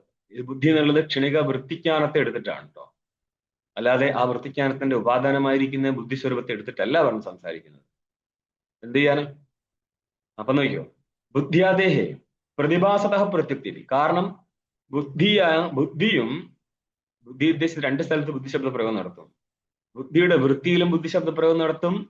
വൃത്തിമത്തായിരിക്കുന്ന ബുദ്ധിയെയും ബുദ്ധി എന്ന് പറയാറുണ്ട്, അന്ധകരണത്തെയും ബുദ്ധി എന്ന് പറയും. അപ്പം അന്ധകരണാവച്ചന ചൈതന്യമായിരിക്കുന്ന ഈ പ്രമാതാവായിരിക്കുന്ന ഈ അഹങ്കാരം പ്രതിഭാനത്തിൽ പ്രത്യക്കാണെന്ന് തോന്നുമെങ്കിൽ പോലും, കാരണം ഭാസിക്കുന്ന സമയത്ത് ചൈതന്യവും അന്ധകരണവും ഒന്നിച്ചിരുന്ന് ഭാസിക്കുന്നത് കൊണ്ട് നമ്മൾക്ക് ചൈതന്യത്തിന്റെ അന്ധകരണത്തിന്റെ ഭേദം ഒരു കാലത്തും തിരിച്ചറിയാൻ പറ്റാത്തതിനാൽ പ്രതിഭാസത്താൽ അവൻ, അതായത് നമ്മൾക്ക് അനുഭവിക്കുമ്പോൾ അവൻ പ്രത്യക്കായിട്ട് തോന്നുമെങ്കിലും ശാസ്ത്രീയമായിട്ട് യുക്തിപരമായിട്ട് നോക്കിയാൽ അവൻ പരാക്കാണ്. ഇവിടെയാണ് നമ്മൾ പറയുന്നത്, ഗുരുക്കന്മാര് പറയുന്നില്ലേ, മക്കളെ സച്ചിഭാവത്തിൽ നിൽക്കട നടക്കൂല എന്ന് പറയാൻ കാരണം, ഒരിക്കലും ജീവന് തല എങ്ങനെ നിന്നാലും ഗുരുവിന്റെ കൃപയും ഈശ്വര കൃപയും കുത്തി ഒഴുകി വന്നാലും സാക്ഷിയുടെയും പിന്നെ പ്രമാതാവായിരിക്കുന്ന അഹങ്കാരത്തിന്റെയും ഭേദം തിരിച്ചറിയാൻ പറ്റത്തില്ല ജ്ഞാനം കിട്ടുന്ന കാലത്തോളം. അജ്ഞാനിയോടല്ലേ പറയുന്നത് നിങ്ങൾ സാക്ഷിഭാവത്തിൽ ഇരിക്കുമെന്ന്? സാക്ഷിഭാവത്തിൽ ഇരിക്കുന്ന ആരാ? രണ്ട് വസ്തു ഉണ്ടെങ്കിൽ ഒരാൾക്ക് മറ്റു വസ്തുക്കളെ നോക്കുന്ന സാക്ഷിഭാവത്തിൽ ഇരിക്കാം. അതായത് സാക്ഷിയും പ്രമാതാവും തമ്മിൽ ചേർന്നിരിക്കുന്നതാണ്. അതായത് അന്ധക്കരണാവച്ചന് ചൈതന്യമായിരിക്കുന്ന പ്രമാദ എന്നുള്ള അഹങ്കാരവും സാക്ഷിയും തമ്മിൽ ഭേദം ഒരിക്കലും മനസ്സിലാകത്തില്ല. കാരണം ഭേദത്തെ ഭേദം അഭാവമാണ്. അഭാവബുദ്ധേഹ പ്രതിയോഗി ബുദ്ധി പൂർവകത്വം. അഭാവജ്ഞാനം പ്രതി പ്രതിയോഗിജ്ഞാനം കാരണമാണ്. ഇവിടെ ഭേദം ആരുടെ ഭേദമാണ്? അഹങ്കാരത്തിന്റെ ഭേദം സാക്ഷിയിൽ ഗ്രഹിക്കണമെങ്കിൽ പ്രതിയോഗിയായിരിക്കുന്ന അഹങ്കാരത്തെ സാക്ഷിക്ക് തിരിച്ചറിയാൻ പറ്റേണ്ടിയിരുന്നു. ഇത് നടക്കൂല. എന്തുകൊണ്ടാ? എപ്പോഴാണോ സാക്ഷി ഭാസിക്കുന്നത്, എപ്പോഴാണോ അഹങ്കാരം ഭാസിക്കുന്നത്, അത് സാക്ഷിയോട് ചേർന്നിരുന്നേ ഭാസിക്കത്തുള്ളൂ. അതുകൊണ്ട് സാക്ഷിക്ക് ഒരിക്കലും പ്രതിയോഗിയെ വേർതിരിച്ച് കാണാൻ പറ്റാത്തത് കൊണ്ട് പ്രതിയോഗിയിൽ നിന്നുള്ള, അതായത് അന്ധകരണത്തിൽ നിന്നുള്ള സാക്ഷിയുടെ ഭേദം തിരിച്ചറിയാൻ പറ്റത്തില്ല. നിങ്ങൾ ഇപ്പോൾ സാക്ഷി, ഞാൻ സാക്ഷിഭാവത്തിലിരിക്കുന്നു എന്ന് ചിന്തിക്കുമ്പോൾ ആ ചിന്ത ആർക്കാ നടക്കുന്നത്? അന്ധകരണത്തിൽ നടക്കുകയാണ്. അതിനെ ഭാസിപ്പിച്ചുകൊണ്ട് ആയിരിക്കും? സാക്ഷി ഇരിക്കും. നിങ്ങൾ ഏത് ഭാവത്തിലിരുന്നു? നിങ്ങൾ അന്ധകരണത്തിൽ ഒരു വൃത്തി ഉണ്ടാക്കിയതാണ്. ശരി, അപ്പോഴും സാക്ഷി അതിനെ പ്രകാശിപ്പിച്ചുകൊണ്ടിരിക്കുക. നിങ്ങൾക്ക് സാക്ഷിഭാവത്തിലിരിക്കാൻ പറ്റിയ മക്കളെ? മനസ്സിലാവുന്നുണ്ട് ഇതിന്റെ പ്രശ്നം പരിവട്ടോ? നിങ്ങൾ വിചാരിക്കുന്ന സാക്ഷി എന്ന് പറഞ്ഞാൽ ഞാനെന്തോ മറ്റുള്ളതൊക്കെ പൊട്ടന്മാരിട്ടോ, എനിക്ക് ഗുരുവിന്റെ ഉപദേശം കൊള്ളുകൊണ്ട് ഞാൻ സാക്ഷി. എടാ, അപ്പോഴും നിന്റെ ബുദ്ധിവൃത്തിയായിട്ട് സാക്ഷി ഒന്നിച്ചിരിക്കുകയാണ് ഉണ്ണി.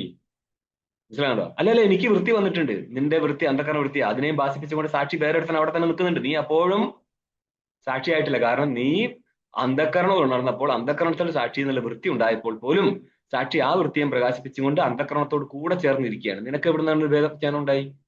മനസ്സിലായോ? അതുകൊണ്ടാണ് ഇത് മനസ്സിലായാലല്ലേ ഗുരുക്കന്മാർക്ക് എന്തെങ്കിലും പറഞ്ഞു കൊടുക്കാൻ പറ്റത്തില്ല. മക്കളെ ഈ പറഞ്ഞ വിവരക്കടാന്ന് മനസ്സിലാവണമെങ്കിൽ ശാസ്ത്രീയമായിരിക്കുന്ന ഒരു അടിത്തറ വേണം. ബുദ്ധിയെ പ്രതിഭാസത പ്രത്യക്കാണെങ്കിലും വാസ്തവത്തിൽ അവന് പരാക്തമുണ്ട്. കാരണം ബുദ്ധി എന്നുള്ളത് സാക്ഷിയുടെ വിഷയമായിട്ട് മാറുകയാണിത്. ഇനി ഇതെവിടെ എന്താണുള്ളത്? ഭാഷ്യത്തിലുള്ള യുഷ്മ പ്രത്യേക ഗോചരസ്യ വിഷയസ്യ എന്നുള്ളതിന് വ്യാഖ്യാനം പറയാണ്. യുഷ്മ അർത്ഥം പറയാണ്, പരാക്ചസൗ പ്രതീയത ഇതി പ്രത്യശ്ചസൗ കർത്തൃത്വാദി വ്യവഹാര ഗോചരശ്ച. കർമ്മധാരം ചെയ്തിരിക്കുകയാണ്. എന്തൊക്കെയാ? ഭാഷ്യത്തിക്കാണ് യുഷ്മത് തന്നെയാണ്, പ്രത്യയം തന്നെയാണ് ഗോചരം. പക്ഷെ ഇവിടെ പ്രത്യയ ശബ്ദത്തിന് അർത്ഥം എന്താ? പ്രതീതി പ്രത്യം എന്നാണോ അല്ല പ്രതീയതീതി പ്രത്യം എന്നാണോ? പ്രതീയതീതി പ്രത്യം എന്നുള്ള അർത്ഥത്തിലാണ് ഇവിടെ പ്രത്യയ ശബ്ദപ്രയോഗം നടന്നത്. യുഷ്മത് പറയാണ്, അവൻ പരാക്കാണ്. യുഷ്മതിന്റെ അർത്ഥമാണ് കേട്ടോ പരാക്ക് എന്ന് പറഞ്ഞത്. അപ്പൊ യുഷ്മശ്ച അസൗ പ്രത്യയശ്ച, ഇടയ്ക്കുള്ള പദങ്ങൾ പലതും വിട്ടുകളയാണ്. കാരണം ആ പദത്തിന്റെ വ്യാഖ്യാനമാണ് പറഞ്ഞത്. യുഷ്മത് എന്നുള്ളതിന്റെ അർത്ഥമാണ് പരാക്ക് എന്നുള്ളത്. ठीक പ്രത്യേക അല്ലാത്തതിന് എന്ത് പറയും? പരാക്ക് എന്ന് പറയും, വിഷയം എന്നർത്ഥം. അപ്പം യുഷ്മശ്ച അസൗ പ്രത്യശ്ച, ഈ പ്രത്യയശബ്ദം എന്താർത്ഥം? പ്രതീയത ഇതി പ്രത്യാന്ന. അത് പ്രത്യയശബ്ദത്തിന്റെ വ്യാഖ്യാനമാണ് പ്രതീയതയും ചെയ്തത്. എന്നിട്ട് എന്ത് വേണം? ഗോചരശ്ച അസൗ, ഇവൻ പ്രത്യയമാണ് ഗോചരവുമാണ്. ഗോചരത്തിന്റെ അർത്ഥം എന്താ? കർത്തൃത്വാദി വ്യവഹാര ഗോചര. അഹം കർത്ത എന്നുള്ള വ്യവഹാരത്തിന് യോഗ്യമായിരിക്കുന്ന വസ്തുവാണ് ആര്? യുഷ്മത് ആണോ? ഇതം എന്നുള്ള ജ്ഞാനത്തിന്റെ വിഷയവും കർത്താഹം എന്നുള്ള ജ്ഞാനത്തിന്റെ വിഷയവും ശബ്ദത്തിന്റെ വിഷയവും എല്ലാം എന്താണ്? യുഷ്മതാർത്ഥമാണ്. കാരണം അഹങ്കാരമാണ് കർത്താഹം എന്നുള്ള ബുദ്ധിയുടെ വിഷയമായി മാറുന്നത്. തസ്യ ഇതി എവിടെയാ വന്നത്? യുഷ്മത് അസ്മത്തെ ഗോചരസ്യ എന്നുള്ളതിന് മൊത്തം എടുത്തിട്ട് അർത്ഥം പറഞ്ഞതാണ്. ആദ്യം യുഷ്മത് അസ്മത് പ്രത്യയ ശബ്ദം ഉണ്ടാക്കുക, അതിനുശേഷം ഷഷ്ടി വെച്ചു കൊടുത്തു കഴിഞ്ഞാൽ യുഷ്മത് പ്രത്യേക ഗോചരം നടത്തും. തസ്യ ഹേത്വമാഹ, ഇത് ഗ്രാഹ്യമല്ല, ത്യാജ്യമാണ്. ഗ്രാഹ്യമാരായിരിക്കുന്നപ്പോൾ ആത്മമാത്രം. ഇവിടെ വിഷയശബ്ദം എങ്ങനെ ഉത്പന്നമായി എന്ന് പറയാണ്. ഷിഞ്ഞ് ബന്ധനെ ധാതു. ടീക്കേ, ഷിഞ്ഞ്, പിഞ്ഞല്ലത് ഷാ ആക്കാണ്. ഷിഞ്ഞ് ഷാ ഷാ, ഷിഞ്ഞ് ബന്ധനെ, ബന്ധനാർത്ഥത്തിലാണ് ഷിഞ്ഞ് ധാതു വന്നിരിക്കുന്നത്. എന്നിട്ട് അതിൽ എന്ത് രൂപമുണ്ടാക്കാം? ലട്ട് പ്രഥമൈകവചനം സിനോതി, ബി വെച്ചു കൊടുത്തേ ഉള്ളൂ. ബി സിനോതി. ടീക്കേ, ബി വിശേഷണം മാത്രമാണ്, സിനോതി എന്ന രൂപമുള്ളത്. അപ്പോൾ ബിസിനോതി എന്താർത്ഥം? ബധനാദി. ഷഞ്ഞ് ബന്ധന എന്നുള്ളത് കൊണ്ട് ഇതിന് ബധനാദി എന്ന അർത്ഥം പറയാ. ഇതി വിഷയ, ഏതാണോ പുരുഷനെ ലോകത്ത് ബന്ധിപ്പിക്കുന്നത് അതാണ് വിഷയം. പുരുഷൻ സ്ത്രീ എന്നുള്ള അർത്ഥത്തിലല്ല കേട്ടോ, ജീവൻ എന്നുള്ള അർത്ഥത്തിലേ ഉള്ളൂ. തസ്യ കസ്യ വിഷയസ്യ എന്നുള്ള അർത്ഥം പറഞ്ഞതാണത്. ആത്മനി അനാത്മധർമ്മ അധ്യാസോ മിഥ്യാഭവതു. അനാത്മനി ആത്മധർമ്മ അധ്യാസ കിന്ന സ്യാദ് അഹം സ്ഫുരാമി സുഖി ഇത്യാദി അനുഭവാദിത്യാശങ്ക്യാഹ. പൂർവക്ഷിക്ക് വിരുദ്ധമായിട്ട് ചോദ്യം ഉന്നയിക്കുകയാണ്. ആത്മാവിലെ അനാത്മാവിന്റെ അധ്യാസം മിഥ്യയായിരിക്കട്ടെ. ഈ മിഥ്യാശബ്ദത്തിന് എന്താ അർത്ഥം? നിരാകരണം എന്നർത്ഥം. നിരാകരണം, അപ്രശ്നവാർത്ഥമാണിത്. അപ്പൊ എന്തായിരിക്കും ഇവിടെ ഉന്നയിക്കേണ്ടത്? സംഭവിക്കത്തില്ല, ഇത് അധ്യാസം സംഭവിക്കത്തില്ല. ആത്മാവിലെ അനാത്മ അധ്യാസം എന്നുള്ള ഭ്രമം സംഭവിക്കത്തില്ല എന്നാണ്. ജ്ഞാനാധ്യാസം സംഭവിക്കത്തില്ല, ജ്ഞാനാധ്യാസവും മിഥ്യേദ്ഭവതി യുക്തം എന്നാണ് പറഞ്ഞത്. അത് ഓക്കെ. പക്ഷേ അനാത്മനി ആത്മധർമാധ്യാസ കിം ന സ്യാദ്, അനാത്മാവിലെ ആത്മധർമ്മത്തിന്റെ ഭ്രമം എന്തുകൊണ്ട് വരത്തില്ല? ഇത് സിദ്ധാന്തിയുടെ ചോദ്യമാണിത് ശരിക്കും. കാരണം സിദ്ധാന്തി അധ്യാസം നടക്കുമെന്നുള്ള പക്ഷത്തില. അപ്പോൾ ജ്ഞാനാധ്യാസം വരാം. എവിടെ? ആത്മാവിൽ അനാത്മാക്കളുടെ ജ്ഞാനാധ്യാസം വന്നില്ലെങ്കിലും അനാത്മാക്കളിൽ ആത്മാവിന്റെയും ആത്മധർമ്മങ്ങളുടെയും ജ്ഞാനാധ്യാസം എന്തുകൊണ്ട് വരത്തില്ല? അതെന്തുകൊണ്ടാ? അഹം സ്ഫുരാമി എന്നുള്ള അഹങ്കാരമായിരിക്കുന്ന അനാത്മാവിൽ സ്ഫുരണമായിരിക്കുന്ന ആത്മധർമ്മത്തിനെ അധ്യസിക്കുന്നുണ്ട്. അതേപോലെ അഹം സുഖി, അഹമായിരിക്കുന്ന അന്ധകരണത്തില് ആത്മാവിന്റെ സ്വരൂപമായിരിക്കുന്ന സുഖത്തിന്റെ അധ്യാസം നടക്കുന്നുണ്ട്. ആയതിനാൽ അനാത്മാവിൽ ആത്മധർമ്മങ്ങൾ താദാത്മ്യത്തിൽ വന്നുകൊണ്ട് അവയുടെ അധ്യാസമായിരിക്കുന്ന ഭ്രമം എന്തുകൊണ്ട് സംഭവിക്കത്തില്ല? രണ്ടും അധ്യാസമാണ്. അനാത്മാവിലെ ആത്മധർമ്മങ്ങളുടെ താദാത്മ്യമായിരിക്കുന്ന അധ്യാസം നടന്നുകൊണ്ട് ആ താദാത്മ്യത്തിന്റെ ഭ്രമമായിരിക്കുന്ന അധ്യാസം എന്തുകൊണ്ട് നടക്കത്തില്ല? അതിന് ഉത്തരം പറയാണ്, അതും നടക്കത്തില്ല. ഇത് നമ്മൾ ഭാഷ്യത്തിലേക്ക് കയറുകയാണ്. ഭാഷ്യത്തിൽ ഇതുവരെ പങ്ക്തി എടുത്തിട്ടില്ല കേട്ടോ. 7-ാം പേജില് തദ് വിപരീണ വിഷയണ തദ്ധർമാണാച്ച. 9-ാം പേജിലേക്ക് പോകുന്നത് വിഷയ അധ്യാസോ എന്താ പറയുന്നത്? തദ് വിപരീണ, അനാത്മ വിപരീണ, അനാത്മ ഭിന്നമായിക്കൊണ്ട് എന്ന് പറഞ്ഞാല് ആത്മാ രൂപത്തിൽ.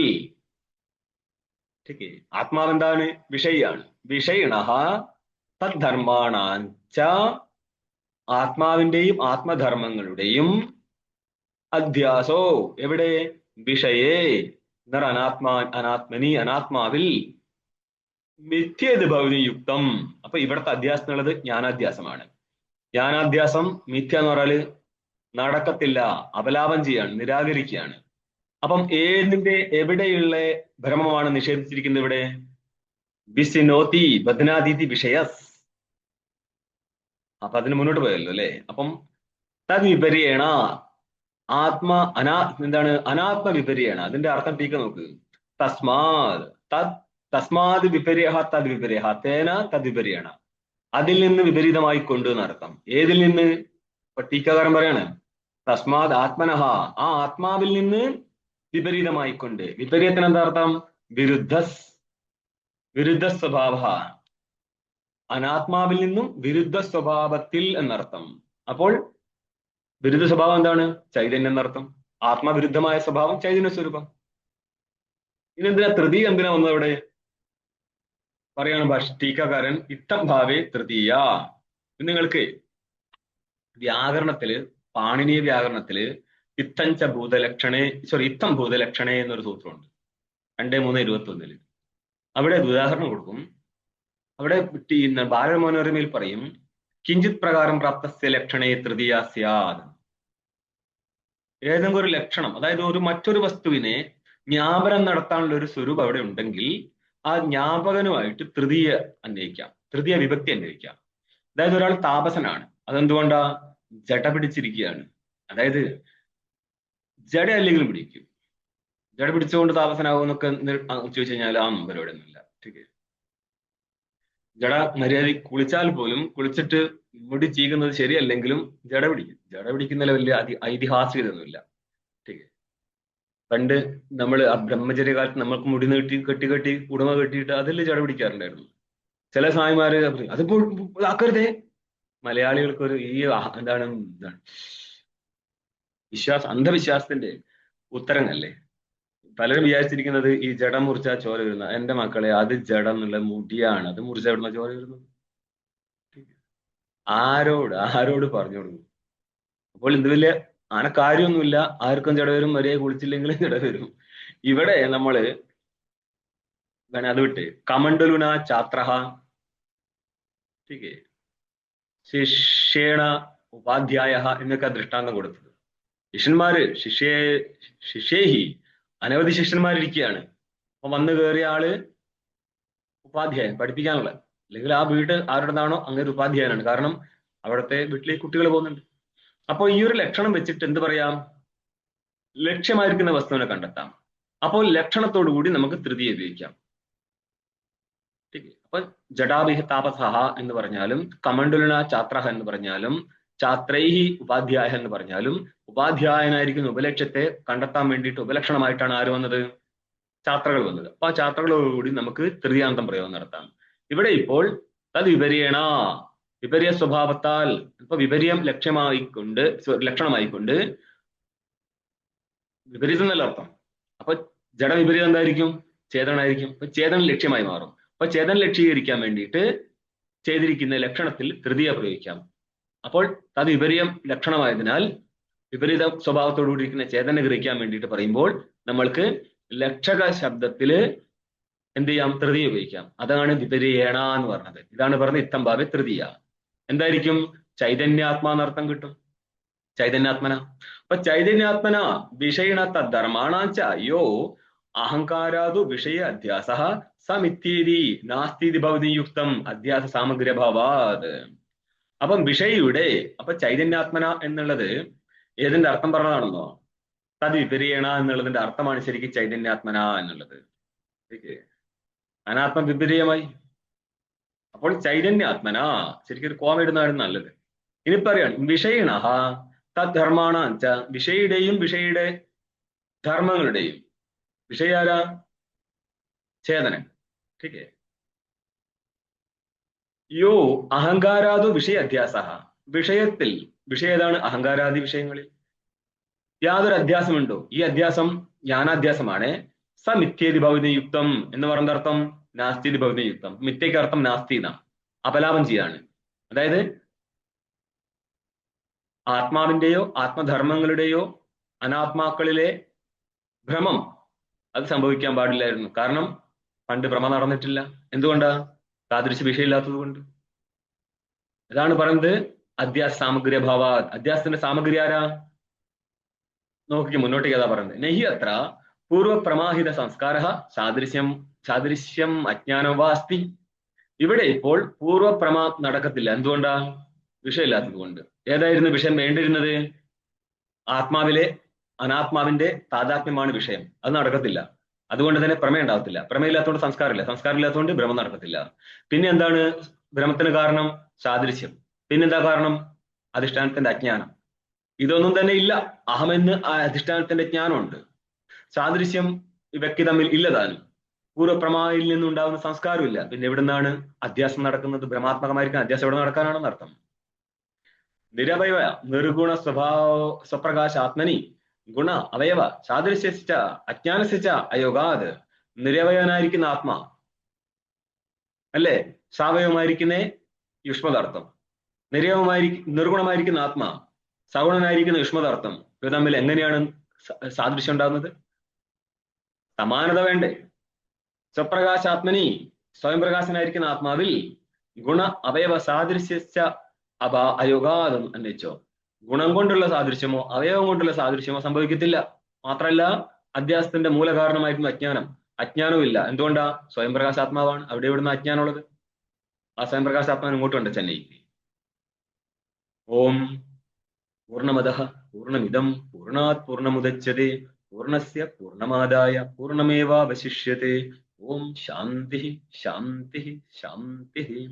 ശങ്കരം ശങ്കരാചാര്യം കേശവോം വാദരായണം സൂത്രഭാഷ്യകൃതൗ വന്ദേ ഭഗവന്തൗ പുനഃ പുനഃ.